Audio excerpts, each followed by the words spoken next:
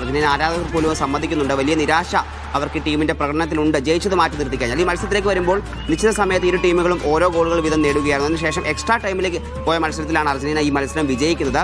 Injury ടൈമിന്റെ അധിക സമയത്തിന്റെ അവസാന നിമിഷങ്ങളിൽ ഹുലിയൻ അൽവാരസും ലൗതാറോ മാർട്ടിനസും നേടിയ ഗോളുകളാണ് അർജന്റീനയെ സെമിയിലേക്ക് എത്തിച്ചത്.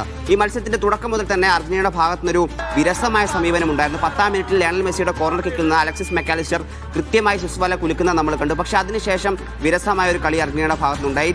തിരിച്ചടിക്കാനുള്ള ശ്രമങ്ങൾ സ്വിറ്റ്സർലൻഡ് നിരന്തരം നടത്തിക്കൊണ്ടിരിക്കുന്നത് നമ്മൾ കണ്ടു. പക്ഷേ അവർക്ക് ഗോളിലേക്ക് എത്താൻ ആദ്യ പകുതിയിൽ കഴിഞ്ഞിരുന്നില്ല. രണ്ടാം പകുതിയിലേക്ക് വരുമ്പോഴാണ് സ്വിറ്റ്സർലൻഡ് അവരുടെ ആദ്യ ഗോൾ നേടുന്നത്. 67-ാം മിനിറ്റിൽ ഡാൻ എൻഡോയിലൂടെ സ്വിറ്റ്സർലൻഡ് അവരുടെ സമനില ഗോൾ നേടുന്ന കാഴ്ച നമ്മൾ കണ്ടു. പിന്നീട് അങ്ങോട്ട് അർജന്റീന വീണ്ടും ആ താളം കണ്ടെത്തുന്നു. തിരിച്ചടിക്കാനുള്ള ശ്രമങ്ങൾ തുടർന്നു. സ്വിറ്റ്സർലൻഡുമായിക്കോട്ടെ സ്വിറ്റ്സർലൻഡ് ലീഡ് എടുക്കാനുള്ള നിരന്തരമായ ശ്രമങ്ങൾ വീണ്ടും നടത്തിക്കൊണ്ടിരുന്നു. പക്ഷേ കളിക്ക് വിപരീതമായി ബ്രീൽ എംബോളോ 72-ാം മിനിറ്റിൽ റെഡ് കാർഡ് കണ്ട് പുറത്തേക്ക് പോകുന്ന കാഴ്ച നമ്മൾ കണ്ടു. ആ കാഴ്ച എനിക്ക് തോന്നുന്നു സ്വിറ്റ്സർലൻഡിൻ്റെ ആരാധകർ ഒരിക്കലും കാണാൻ ആഗ്രഹിക്കുന്നില്ല.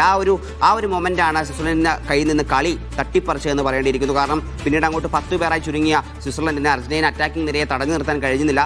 നിരന്തരമായി അവർ മുന്നേറ്റത്തിലേക്ക് മുന്നേറ്റത്തിൻ്റെ താരങ്ങൾ വരുന്നത് നമ്മൾ കണ്ടു. പക്ഷേ ആ നിശ്ചിത സമയത്ത് ഗോൾ കണ്ടെത്താൻ അവിടെ അർജന്റീൻ താരങ്ങൾക്ക് കഴിഞ്ഞില്ല എന്നുള്ളത് വലിയ വീഴ്ചയാണ്. പിന്നീട് എക്സ്ട്രാ ടൈമിലേക്ക് മത്സരം പോവുകയാണ്. 10 പേരായി ചുരുങ്ങിയ സ്വിറ്റ്സർലൻഡ് 120 മിനിറ്റ് വരെ പോരാടി എന്നുള്ളത് വലിയൊരു കാര്യം തന്നെയാണ്. പക്ഷേ ഈ പറഞ്ഞ പോലെ അർജന്റീന ആരാധകർക്ക് വലിയൊരു ആശ്വാസം ഉണ്ടാവില്ല. കാരണം കളി അത്ര കണ്ടൊരു മനോഹരമായിരുന്നില്ല.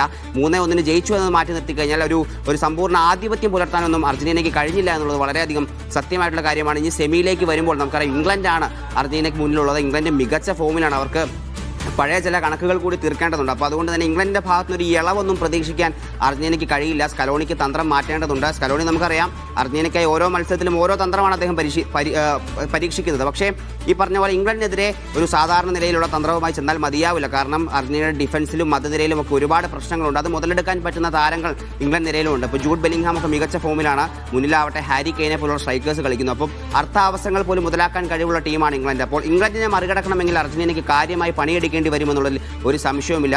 മറ്റൊരു ഫൈനൽ പോരാട്ടം എന്ന് പറയുന്നത് ഫ്രാൻസും സ്പെയിനും തമ്മിലാണ്. അതൊരു ഗംഭീര പോരാട്ടമായിരിക്കും, ഒരു സംശയവുമില്ല. ഫിഫ റാങ്കിങ്ങിൽ ആദ്യ 4 സ്ഥാനത്തുള്ള 4 ടീമുകൾ സെമിയിലേക്ക് എത്തുമ്പോൾ മത്സരത്തിന് എത്രത്തോളം വീറും വാശിയും ഉണ്ടാവുമെന്നുള്ളതിൽ നമുക്കൊരു സംശയവും വേണ്ട കാര്യമില്ല. എന്തായാലും England versus Argentina, France versus Spain, ഈ ഒരു ക്ലാസിക് പോരാട്ടത്തിന് വേണ്ടിയാണ് നമ്മൾ കാത്തിരിക്കുന്നത്. എന്തായാലും ഈ മത്സരത്തിൽ അർജന്റീന ഒരു വലിയ വിജയം സ്വന്തമാക്കി 3-1 ഒരു ആധികാരികമായി തന്നെ ആ ഒരു ജയം സ്വന്തമാക്കി എന്തായാലും സെമിയിലേക്ക് എത്തുകയാണ്. ഒരു ആവേശകരമായ പോരാട്ടം നമുക്ക് സെമിയിലും പ്രതീക്ഷിക്കാമെന്ന് കരുതുന്നു. ജിൽസി.